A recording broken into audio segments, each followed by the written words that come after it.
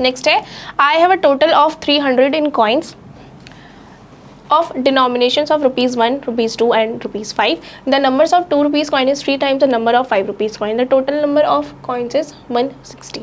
ठीक है, तो क्या बताया हमें बताया है कि मेरे पास टोटल 300 रुपीज़ के कॉइन्स है, 300 रुपीज़ के कॉइन्स है, ठीक है।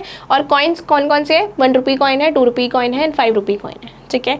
The number of 2 rupee coin, जो 2 रुपी कॉइन है वो 3 टाइम्स है नंबर ऑफ 5 रुपी कॉइन्स के, मतलब कि 5 रुपी कॉइन से 3 टाइम्स है 2 रुपी कॉइन, ठीक है। तो मतलब कि मैं कह सकती हूँ कि 5 रुपी कॉइन को हमें क्या लेट करना पड़ेगा? एक्स लेट करना पड़ेगा, क्योंकि हमें क्या बताया कि 2 रुपी कॉइन जो है वो 3 टाइम्स है 5 रुपी कॉइन के, मतलब 3 गुना है 5 रुपी कॉइन के, ठीक है। तो हम लेट कर लेते हैं, let the 5 rupee coin x, x late कर लिया मैंने, ठीक है। तो उसका मतलब कि 2 रुपी कॉइन किसके इक्वल हो जाएगा?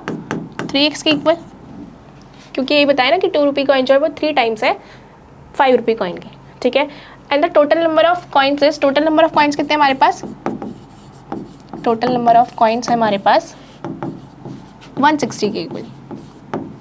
हमारे पास टोटल नंबर ऑफ कॉइन्स 160 के इक्वल है, तो हम ₹1 का कॉइन निकाल सकते हैं ना। मतलब कि हमें क्या बताया गया है कि 5 रुपी कॉइन एक्स है, मतलब कि 5 रुपी कॉइन कितने हैं? एक्स है, और 2 रुपी कॉइन कितने हैं? 3x है। टोटल नंबर ऑफ कॉइन्स हमारे पास 160 है, तो हम ₹1 कॉइन निकाल सकते हैं ना कि नंबर ऑफ 1 रुपी कॉइन कितने होंगे? कितने होंगे?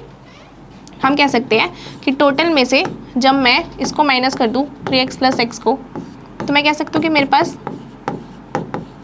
इतने 1 रुपी कॉइन होंगे, क्योंकि ऑब्वियसली इतने कितने इतने 5 रुपी और 2 रुपी कॉइन कितने हैं, है ना। नंबर ऑफ 5 रुपी कॉइन इतनी है, नंबर ऑफ 2 रुपी कॉइन इतनी है, टोटल कॉइन्स जब इतने हैं तो मैं इनको ऐड करके टोटल कॉइन्स में से माइनस कर दूंगी, तभी तो मुझे पता चलेगा कि 1 रुपी कॉइन्स कितने हैं। तो इस तरह से हमारे पास 1 रुपी कॉइन आ गया। और क्या बोला गया है कि मेरे पास टोटल पैसा कितना है?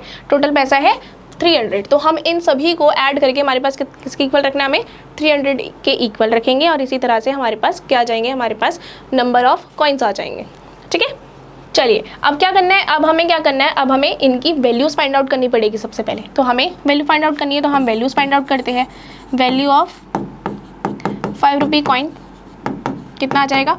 5 × x, है ना, 5x, सिंपल 5x, क्योंकि 5 रुपीज़ है तो 5 × में x हो जाएगा। ऐसे ही value of 2 rupee coin, 2 rupee coin का कितना आ जाएगा? 2 × 3x, है ना, 2 × 3x, तो क्या आ जाएगा? ये 6x के इक्वल।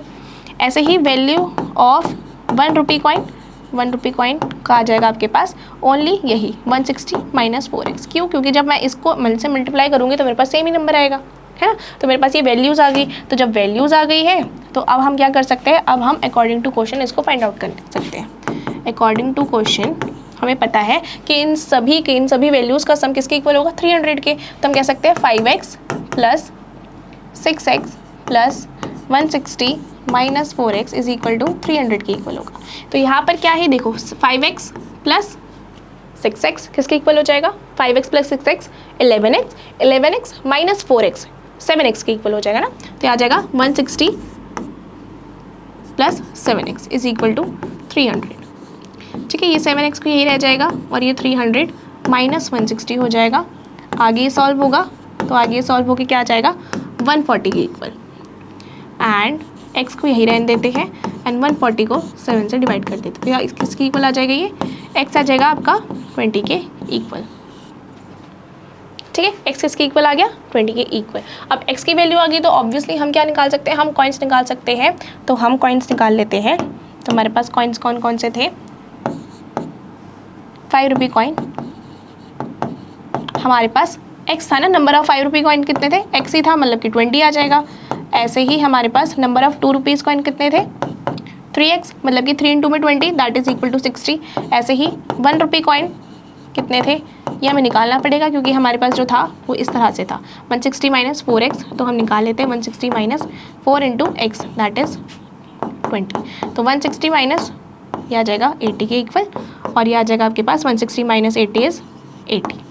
तो आपके पास ये सभी तीनों कॉइन्स आ गए हैं, ठीक है। 5 rupee coin 20 rupees, 5 rupees, number of 5 rupee coin कितने होंगे? 20, number of 2 rupee coin 60 and number of 1 rupee coin किसके इक्वल हो गया, 80 के इक्वल। फाइन, इसी तरीके से ये वाले क्वेश्चंस हमें सॉल्व करने हैं, ठीक है।